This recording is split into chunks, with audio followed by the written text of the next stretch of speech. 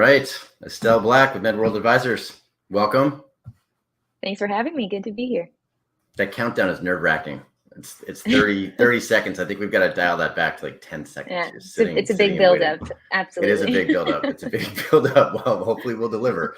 Today is an intro chat. So Estelle, you work with MedWorld Advisors, intermediary. You guys mainly focus on the middle market, healthcare, based here in Boston. Even though we're doing this virtually, maybe at some point we should actually start having some of these MedWorld presentations in person since the world's got back to normal.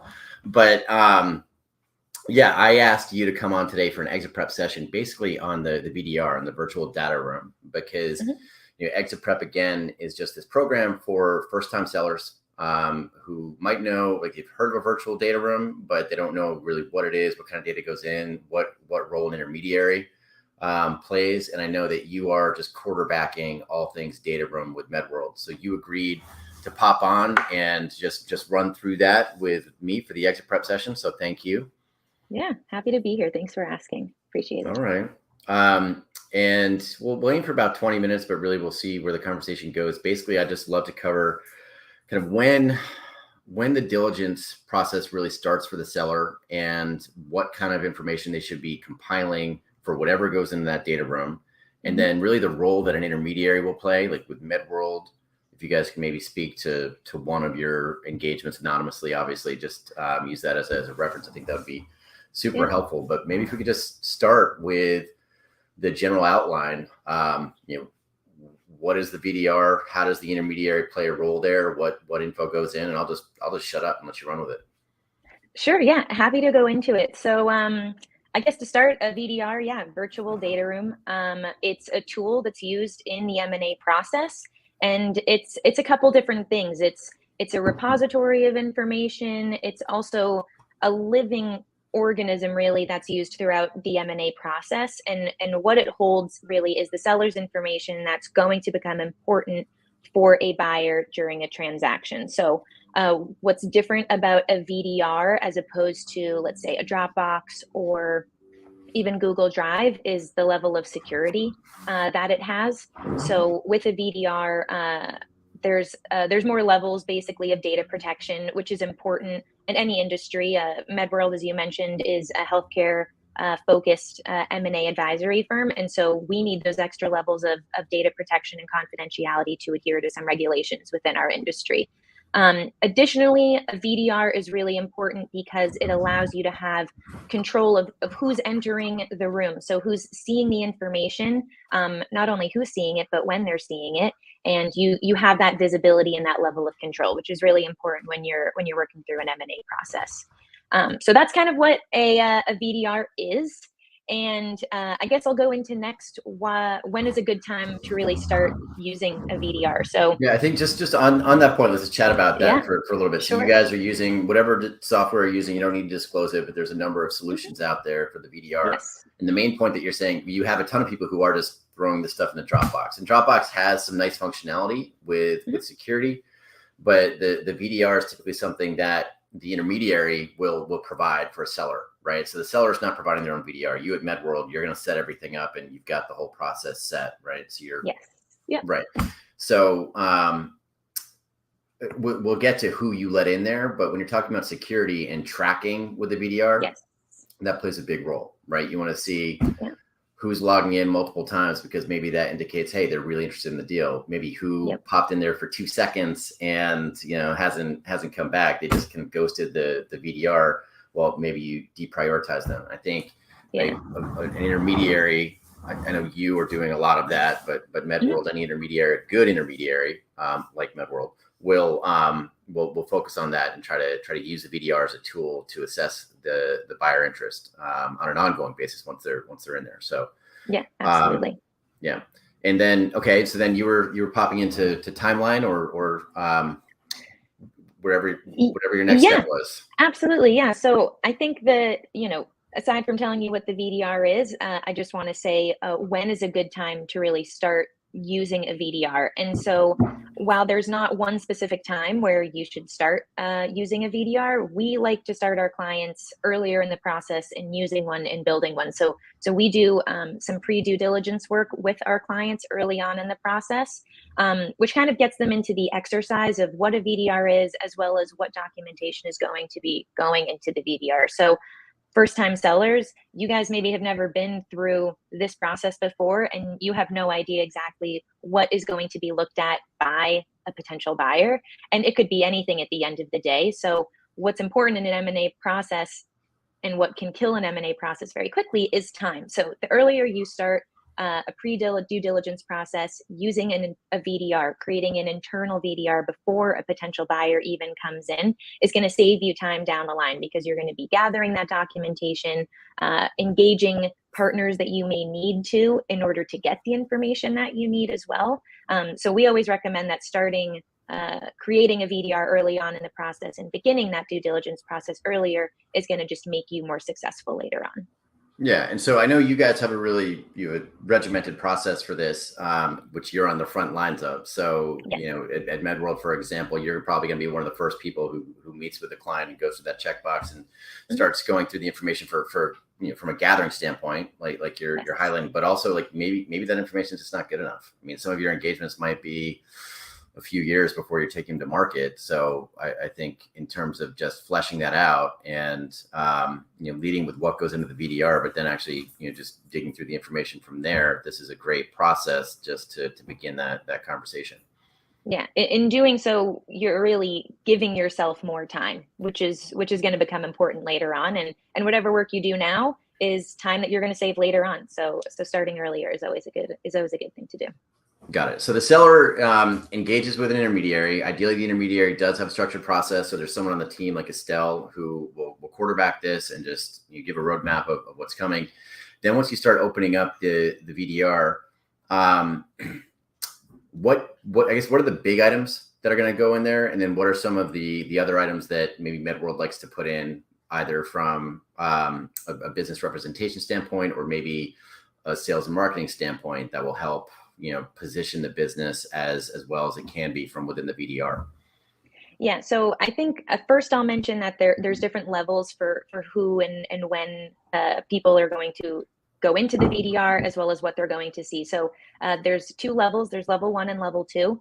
And level 1 is post NDA. So you've signed an NDA with this potential buyer, but pre-LOI. So there could be multiple different potential buyers within the VDR at that point. You obviously want to have a VDR that can manage users in a way that they obviously don't see each other, or at least you will create separate portions of the room that they can all be going into. And then level 2 is post-executed LOI. So you have one potential buyer that you guys are heading towards, hopefully a transaction with, and they are now in the VDR. So in terms of the information that's going to be seen at those different levels, of course it changes. I think for any first-time seller, though, you should be under the impression that that all of the information that you have on your company is subject to scrutiny at the end of the day, because one buyer might be interested in certain aspects of your business and another might be interested in some others, but you need to have all of that really ready. So some of those things, and this is definitely not an exhaustive list, financials are definitely key. So that can be P&Ls, it can be forecasts, it can even be bank statements. Financials are obviously a huge part of what a buyer is going to be looking into. They're going to be interested in your corporate structure. So investors that you have, do you have a board? If you do have a board, are there board meeting minutes, even company bylaws, the whole gambit of your company structure. And then of course, vendors, suppliers, if there's regulatory or clinical studies, at least in the healthcare industry, that, those are important things for us as well. So in terms of things that can go into a VDR, it's really anything and everything. So it's best to be generally prepared to show any information that you have on your company, because the potential buyer may be interested in seeing it. And so some of that information you just went through, like vendors and suppliers and customer data, maybe you'll have that anonymized in that level 1. Yes. And then level 2, you have the big reveal. Yeah, especially in the case of if, say, it's a competitor of your company that's interested in potentially purchasing you don't want to necessarily give your secret sauces too early on in the process. So yeah, there's definitely some information that's redacted in a level 1. And then once you get into level 2, you will most likely have to start allowing some of that information to be shown. But yes, absolutely.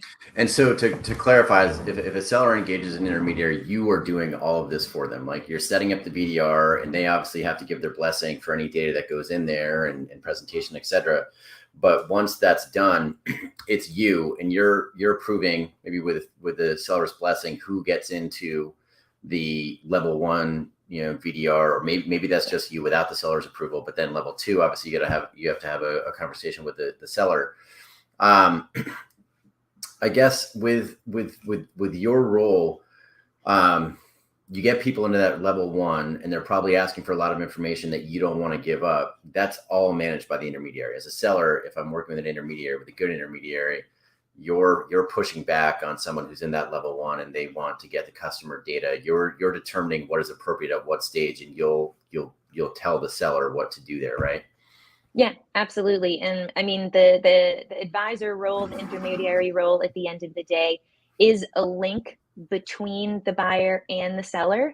And when it comes to the VDR, we are helping put together and manage not only what's going in. So we don't create any documentation, obviously, but we support in managing it and making sure that it's presented in an effective way. But we also do have the ability to decide who goes in, who sees what, and when at the end of the day. So yeah, the advisor has control of that and really takes that on for the seller. I mean, the seller at the end of the day has a lot of their own work to be doing in this whole process, and these kind of little details, we support them with those details. Yeah. And so, I mean, that's a huge value add, I think, for the intermediary, obviously, is being able to manage the day-to-day of your business while the intermediary goes off and does the intermediary's job with the data room, with the transaction. But aside from just the management of the VDR, maybe we can talk a little bit to how that's used as a sales marketing tool. The other side of the coin there with hiring an intermediary, I mean, you get to focus on your business while the intermediary is doing everything that needs to be done in the transaction. But it's also just the experience that someone like a MedWorld, right? If you're a healthcare company, MedWorld obviously has relationships with the buyers who might be interested in a deal, but your experience with coordinating the interest, right? Coordinating the timing. So if you've got this VDR, it's something that you're going to tease, hey, we're going to let you in. And then you obviously try to approach the buyers who are a fit right off the bat, but then you bring them all in so that there's this coordinated interest. So they know that there are other people looking at the same data. When they go to shape their LOI, they're going to put together the best competitive offer that they can for a deal that they might be interested in. That's a huge piece of what you do, of what any intermediary does. But with the VDR, that's a nice tool to help execute that. Yeah, absolutely. And it's easier to keep track as well as who's involved in that process. Because I mean, everyone uses email, but things can get lost in there very quickly, and it's who has what and where is it and that sort of thing. And a VDR just allows you to kind of streamline that communication and who is seeing what. And like you said, tell the story and push the process along in a constructive way. Yeah. And are there any documents that you put in there that help with that? I'm thinking like with the FAQ, right? So if you have something that, if there's something that might be coming up in the discussions with the business, good or bad, you have a chance to frame that conversation in the VDR as an intermediary, asking a question, putting in an answer. You're doing that as well in stage 1. Yeah, absolutely. And at the end of the day, that's what helps to have an intermediary or an advisor that's really tuned into the industry that you're in as well, because they can help you frame some of those things that might be bringing up questions on the buyer side and frame them in a way that ends up showing why you, the seller, are the right buy for them or something along those lines. So yeah, absolutely. Yeah, I want to highlight that point. That's really something that a niche intermediary will provide, right? So I mean, if you're focused on healthcare, so the universe of healthcare buyers, and you stay pretty close to them with the industries and the ongoing contact. So ideally, you kind of know what they're looking for, and if there's a deal that has that, you'll be sure to highlight it, right? You know what these buyers are interested in, and the deal does have that, you'll bring that to the surface to make sure that it's not missed by those potential buyers. It's like with a niche intermediary, that's what you get. With a generalist, it's very hard to accomplish, but with that niche intermediary for the right deal, that is something that's special in my opinion. Yeah, absolutely. Absolutely. It's value added for you, the seller. At the end of the day, you want someone who understands your industry and where it's going and what opportunities there are, regardless of whether it's healthcare or anything else. It's definitely value added. Yeah. So the VDR is a tool for data collection, data presentation, but it's also a tool for sales and marketing. You manage it all. So you're basically managing everything at MedWorld because you're spearheading this whole process and then, organizing the collection of data from there. That's great. So financials, suppliers, vendors, customers, maybe information about competition, if there's anything that you need to kind of explain through an FAQ, like seasonality or customer concentration, or something that you want to have the first crack at explaining as an intermediary to frame that conversation. The FAQ, the level 1 VDR room is a good place to start that process. Yeah. Timeline.